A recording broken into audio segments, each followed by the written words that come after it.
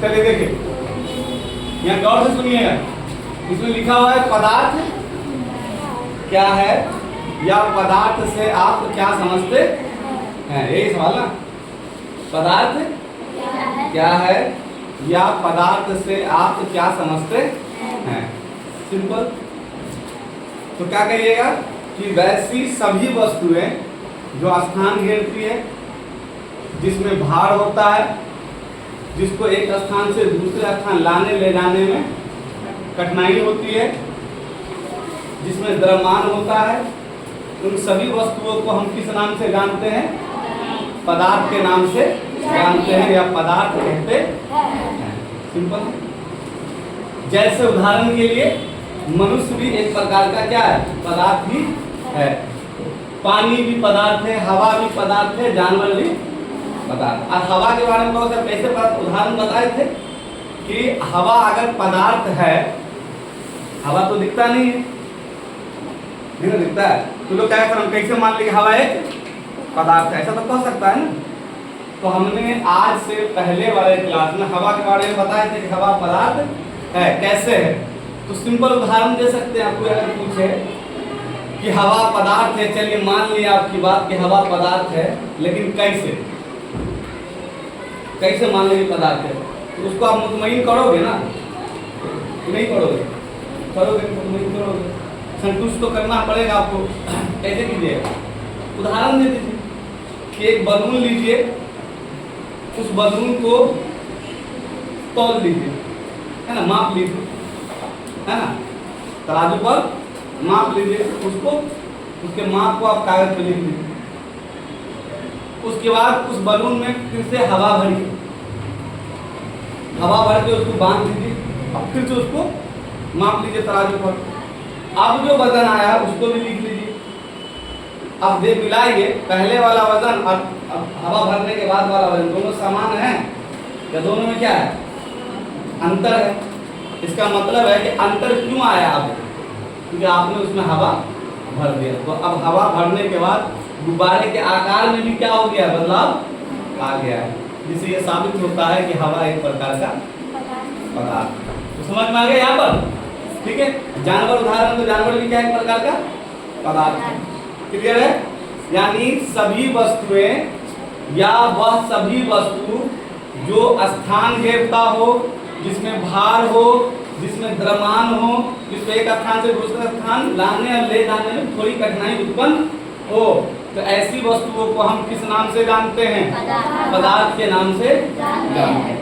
Clear यहाँ तक। उदाहरण में दे दीजिए, मनुष्य, हवा, पानी, जानवर, ये सब के सब क्या है, पदार्थ के उदाहरण हैं।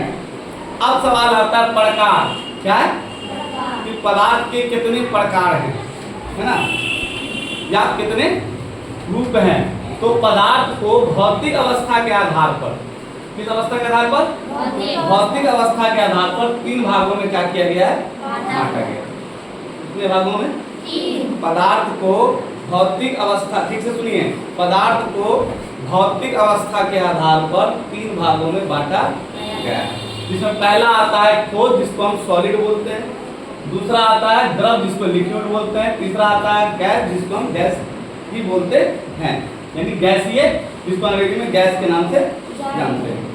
लेकिन नोट यहाँ पे लिखा है कि पदार्थ की 2 अन्य भौतिक अवस्थाएं और है, पदार्थ की 2 अन्य भौतिक अवस्था और है, जिसका नाम है, एक का प्लाज्मा अवस्था और एक का नाम है बोस-आइंस्टीन अवस्था।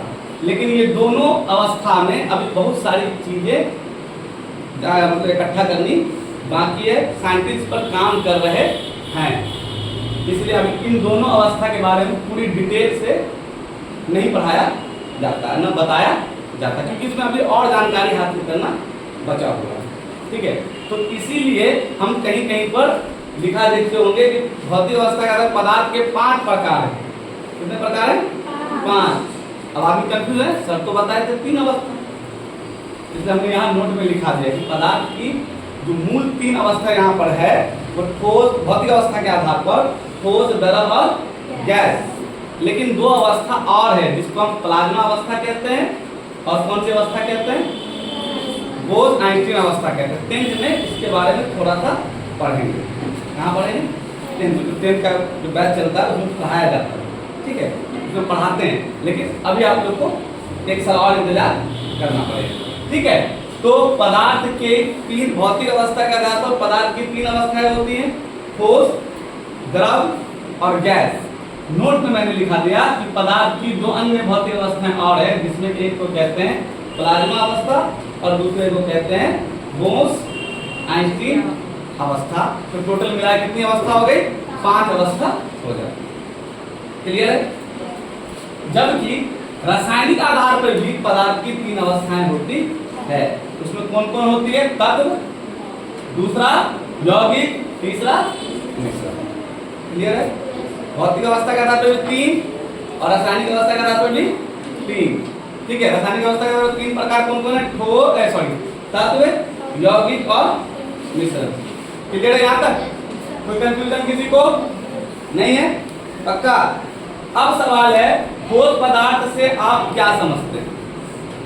ठोस पदार्थ से आप क्या समझते हैं? तो ऐसे पदार्थ जिसके आयतन और आकार निश्चित होते हैं। जैसे ईंटा ले लीजिए, अब एक ईंटा को आप अपने बैग में भर के ले रहे हैं घर, ठीक है। अब वहां से फिर लेकर आइए यहाँ की, क्या आकार में कोई परिवर्तन होगा? नहीं होगा, नहीं होगा। इसका मतलब क्या है कि वैसे पदार्थ जिसके आयतन और आकार दोनों निश्चित होता है। ऐसा तो नहीं कि ईंटा को आपने यहाँ रखा तो अगर वो मान लो 2 किलो का है, 2 केजी का है, तो क्या घर पे 3 किलो का हो जाएगा? या घर पे 2 केजी का यहाँ लेकर आओ तो 4 किलो का हो जाएगा? नहीं। या उसके आकार में कोई बदलाव हो जाएगा? नहीं। इसका मतलब हुआ कि ऐसे पदार्थ जिसके आयतन और आकार निश्चित होते हैं, ऐसे पदार्थों को हम क्या कहते हैं? ठोस पदार्थ कहते हैं, या सॉलिड मैटर के नाम से। क्लियर है? क्लियर? उदाहरण के लिए आपके लिए कौन कौन हो गया? टेबल, कुर्सी, कलम, ईंट, पत्थर, घर, पंखा। इनके आकार और इनके द्रव्यमान में स्थान बदलने से किसी प्रकार का परिवर्तन नहीं आता है। इसलिए ऐसे पदार्थ जिसके स्थान बदलने से, जगह बदलने से उसमें किसी प्रकार का परिवर्तन न वजन में न आकार में आता हो, तो ऐसे पदार्थ को हम क्या कहते हैं? क्या कहते हैं? ठोस पदार्थ कहते हैं, या ठोस पदार्थ के नाम से जानते हैं। क्लियर है? दूसरा सवाल है अगला, द्रव को परिभाषित कीजिए। द्रव को क्या करना? परिभाषित। तो द्रव किसको कहेंगे भैया? कौन से पदार्थ को कहेंगे? तो ऐसे पदार्थ जिसके आयतन निश्चित हो लेकिन आकार अनिश्चित हो। अब कहोगे सर कैसे? तो आप क्या कीजिए, 1 गिलास पानी, पानी का आकार देख लीजिए कैसा आकार, किस रूप में गिलास इस टाइप का होता है ना? ऐसे ही होता है ना नॉर्मली, शीशे वाला गिलास दिखाई भी देगा पानी। अब उसी पानी को आप क्या कीजिए? लोटा में रख लीजिए, तो बताइए गिलास के जैसा आकार होगा लोटा में। और उसी पानी को क्या कीजिए आप, जो घर में गाँव घर का हर घर में यूज किया जाता है, डेगची बोलते हैं उसको, है ना? डेगची में रखिए पानी को। क्या अब जो उसका आकार है पानी का जग जैसा है, और उसी पानी को आप जमीन पे गिरा दीजिए, फैल जाएगा, पूरे में क्या होगा? फैल जाएगा। तो अब देखिए उसका आकार क्या डेगची के जैसा है? डेगची में जो पानी था जिस आकार में, उस जैसा आकार में है नहीं। इसका मतलब क्या हुआ कि द्रव जो है वो पात्र जैसा रखोगे वैसा आकार पकड़ लेता है, लेकिन उसके आयतन में कोई बदलाव नहीं आता है, कोई परिवर्तन नहीं आता है। तो द्रव वह पदार्थ है जिसके आयतन निश्चित होते हैं लेकिन आकार अनिश्चित होते हैं।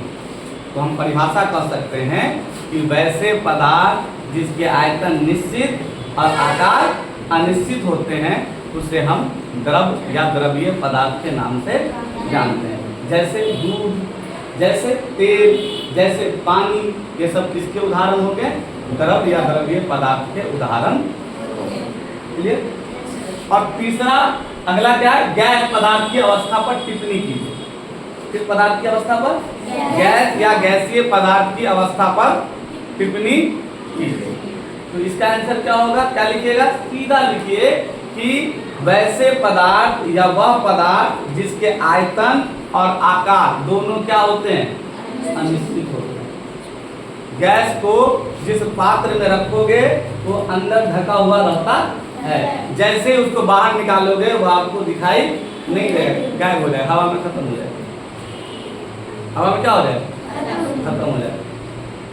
सिलेंडर में जो गैस भरा होता है ना, एलपीजी, लिक्विड पेट्रोलियम गैस, कौन सा gas, liquid petroleum gas. Cylinder में जब तक है तब तक तो है, अब उसको प्रेशर डाल के आप उस गैस को बाहर लीजिए, आपको दिखाई देगा गैस, स्मेल आएगा कि गैस निकल रहा है, आवाज भी किसी आएगी, है ना, लेकिन आपको वो दिखाई चारों तरफ से गैस निकल जाएगा तो खराब पहुंच जाता है, ठीक है। क्यों, क्योंकि गैस का कोई आकार नहीं होता है, और जब आकार भी नहीं हुआ और गैस बाहर आकर दिखाई तो उसको तौलोगे कैसे, तो उसका आयतन भी नहीं होता है।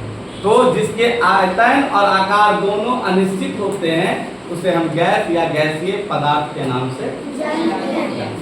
जैसे उदाहरण के लिए हाइड्रोजन, नाइट्रोजन, कार्बन डाइऑक्साइड, इन सब का कोई आकार या कोई आयतन, ये जब बर्तन में रखा रहता है, जिस पात्र में रखा रहता है तभी तो इसका आयतन और आकार है, जैसे बाहर निकालोगे ये गायब हो जाएगा, मतलब वायुमंडल में क्या होता है, समाहित हो जाएगा, इसका कोई निश्चित आकार या कोई निश्चित आयतन नहीं।